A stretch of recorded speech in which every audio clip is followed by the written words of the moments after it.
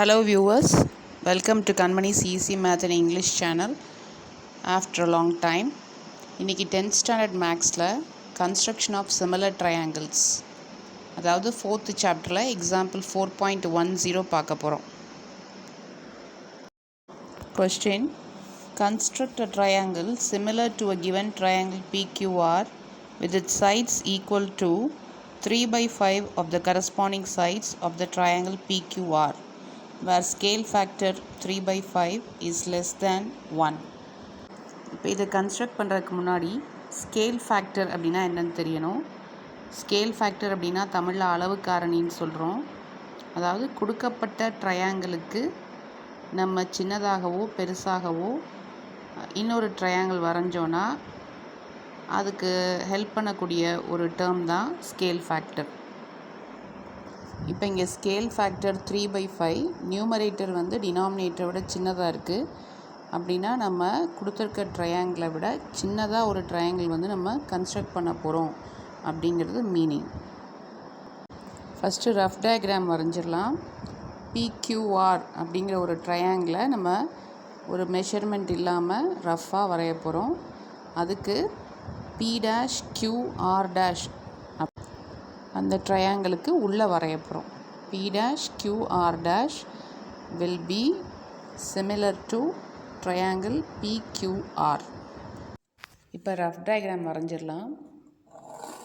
First ட்ரையாங்கிளுடைய base, அதுக்கு அளவெல்லாம் கிடையாது, நம்மளாம் ரஃப்பாக தான் வரைகிறோம். அது சென்டர் பாயிண்ட்டுக்கு நேராக மேலே டாப்பில் ஒரு டாட் வச்சுட்டு அந்த டாட்டையும் ட்ரையாங்கிளுடைய லெஃப்ட் சைடையும் நம்ம ஜாயின் பண்ணிடலாம். இப்போ அந்த பாயிண்ட்லேருந்து டாப் வெர்டெக்ஸ்லேருந்து ரைட் சைடை ஜாயின் பண்ணிடலாம். நமக்கு ஒரு ட்ரையாங்கிள் கிடச்சிரும். இதுதான் நமக்கு ஆல்ரெடி வச்சுருக்கக்கூடிய ஒரு கிவன் ட்ரையாங்கிள் PQR. இப்போ PRலேருந்து அப்படியே லைட்டாக ஸ்லைட் பண்ணிக்கிட்டே போய் இன்னொரு லைன் செக்மெண்ட் ட்ரா பண்ணுறோம். Pலேருந்து இறங்கி வர்றது P', Rலேருந்து லெஃப்ட் சைட் போகிறது R'. இப்போ இந்த P'QR' அப்படிங்கிற ட்ரையாங்கிள் வந்து PQR ட்ரையாங்கிளுக்கு சிமிலராக நம்ம சுருக்க போகிறோம். இப்போ ஃபேட் டயக்ராம், அதோடைய பேஸ் வரைஞ்சாச்சு. இப்போ இது வந்து ஒரு 7 சென்டிமீட்டருக்கு நம்ம வரைஞ்சிருக்கோம்.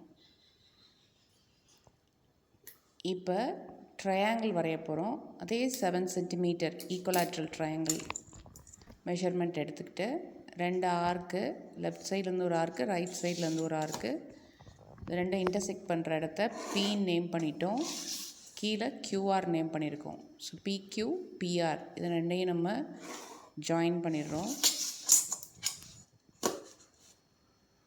இப்போ Qலேருந்து ஒரு ரே வரைய போகிறோம். அது அக்யூட் ஆங்கிள் மாதிரி இருக்கணும். அதாவது RQX should be an acute angle. 90 டிகிரியை விட கம்மியாக நம்ம வரைஞ்சிருக்கோம். அடுத்து Qலேருந்து நம்ம ஒரு 5 ஆர்க்ஸ் வரைய போகிறோம். இது ஏன் 5 ஆர்க்ஸ் அப்படின்னா நம்மளுடைய ஸ்கேல் ஃபேக்டரில் 3/5 இருக்குது. அதில் எது பெரிய நம்பர், அதாவது டினாமினேட்டரில் இருக்கக்கூடிய நம்பரையும் நம்ம வரைய போகிற நம்பர் ஆஃப் ஆர்க்ஸும் சேமாக இருக்கும். இப்போ டினாமினேட்டரில் 5 இருக்கிறதுனால 5 arcs. Qலேருந்து Q1, Q1லேருந்து Q2, Q2லேருந்து Q3, Q3லேருந்து Q4, Q4லேருந்து Q5. இதெல்லாம் ஒரே அளவாக, அதாவது 1 சென்டிமீட்டர் அல்லது அதை விட கொஞ்சம் கூடுதலாக நம்ம ஆர்க்ஸ் வரைஞ்சிக்கலாம். நெக்ஸ்ட் ஸ்டெப்பு, இந்த லாஸ்ட் ஆர்க்கையும் நம்மளுடைய ரைட் சைடில் இருக்கக்கூடிய கேபிட்டல் ஆரையும் ஜாயின் பண்ணிடணும். So join Q5 and R. இப்போ Q3லேருந்து ஒரு ஆர்க் நம்ம வரைய போகிறோம். Q5லேருந்து ஒரு ஆர்க் வரைய போகிறோம். அடுத்து Rலேருந்து ஒரு ஆர்க் வரைய போகிறோம்.